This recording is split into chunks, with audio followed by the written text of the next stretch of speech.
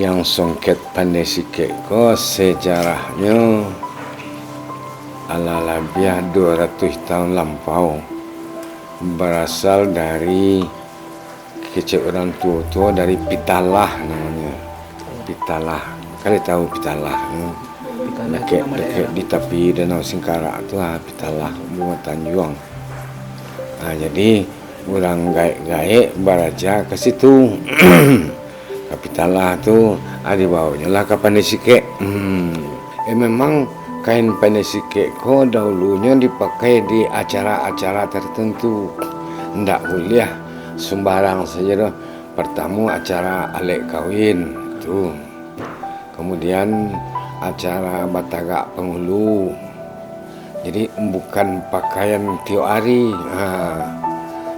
Cuma dek kini zaman lah modern, motifnya dipawanya sehingga bisa dipakai untuk apa induk-induk apa alik.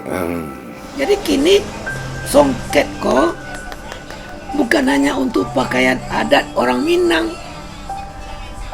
orang berduit, para pejabat untuknya upacara, baik upacara di kantornya maupun upacara keluarga, acara pernikahan, mana undangan, nyo pakai songket pandai sike.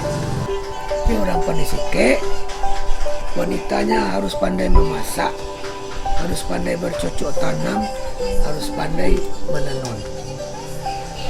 Nggak bisa enggak. Dan ditanamkannya sejak bangku sekolah, sejak anaknya di rumah.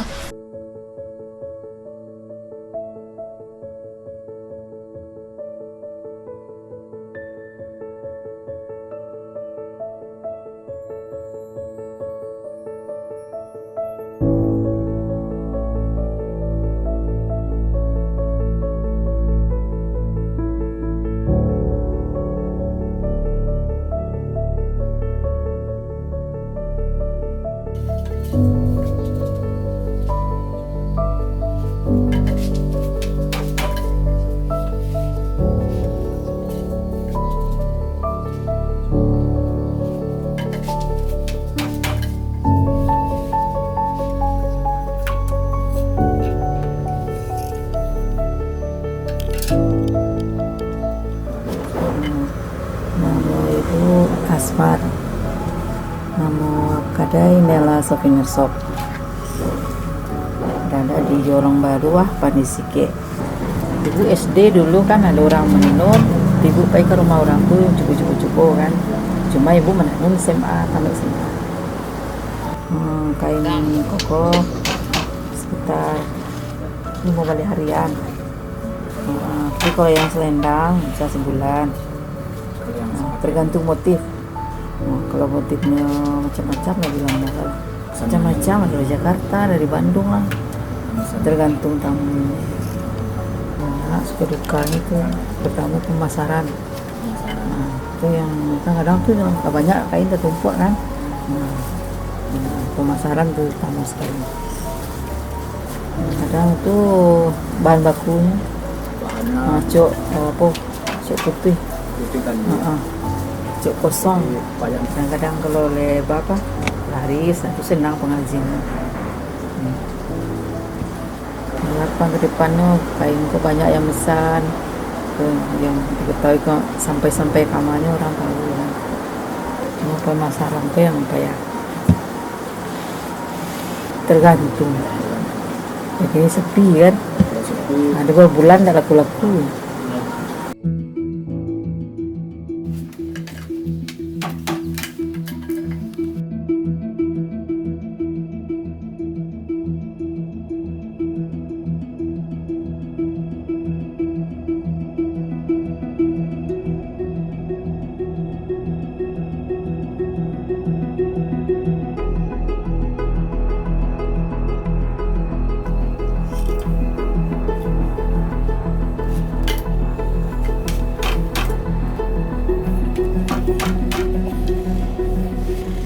Sianan kabaraja yang ingin beraja tanun harus datang ke tua tanun. Jadi di Pandai Sike ko ada beberapa tua tanun di Tanjuang di Kota Tinggi.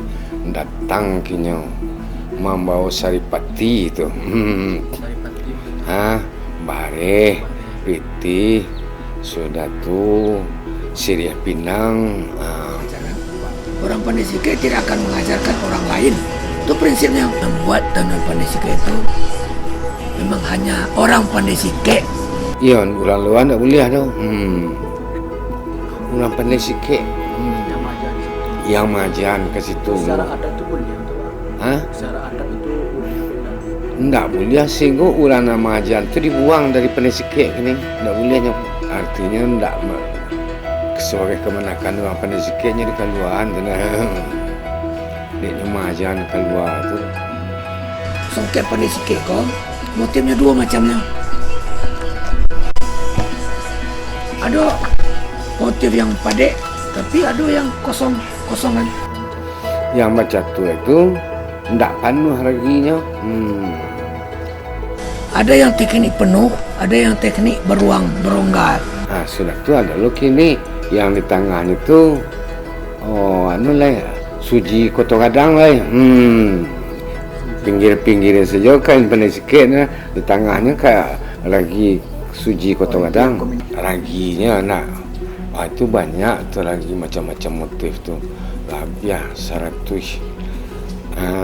Yang motif malah dipatenkan tu ada namanya Saluk Laka, ada Ampadu, ada Itiak Pulang Patang. Itu nama motif Pandai Sike tu. Pucuk Rabuang tu motif asli Pandai Sike tu. Pusat Inovasi Tenun Pandai Sike itu nan membuat motif-motif baru. Jadi karena kain nan balapa tu ada nan tuak cie tu, tuak cie, tuak duo, tuak ampek. Kalau tuak sak cie tu maha tu ba. So tiok salai kain tu cukian loh tu. Apaan lah? Tu kan cie lai cukian lah maha. Enggak tengah 2 bulan dah sudah dah. Pak Datuk tolong carikan saya songket Pandai Sike. Saya dengan anak-anak saya akan pameran di Jepang kata coba ya. Bentenun itu kan ada Banang 2, Banang 3, Banang Ampek, itu kan dihitung. Kan tidak semua orang Banang. Artinya dia melatih hidup harus berhitung. Harus berkalkulasi dalam hidup, maya rugi, maya untung. Kain balapa itu artinya aturan hidup. Prinsip nggak boleh dilanggar. Bagaimana patuhnya kita ke orang tua, bagaimana kita harus berhubungan dengan Allah, abdu minallah.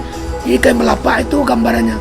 Maka motif-motif induk ada di kain belapa. Harapan ke depan kain ke banyak yang besar, yang diketahui kok sampai kamarnya orang tahu. Dan nyaleh pertama sekali yang tenun koko bisa dilestarikan dan bisa dikembangkan. Unik tenunnya mampu bertahan sampai kini. Inyo tidak menyesuaikan diri dengan orang yang menyesuaikan diri dengan dirinya, dan hidupnya bertahan tapi telah berubah. Artinya prinsip hidupnya dia pertahankan, kemudian dia mengusahakan prinsip kok bisa menjadi universal.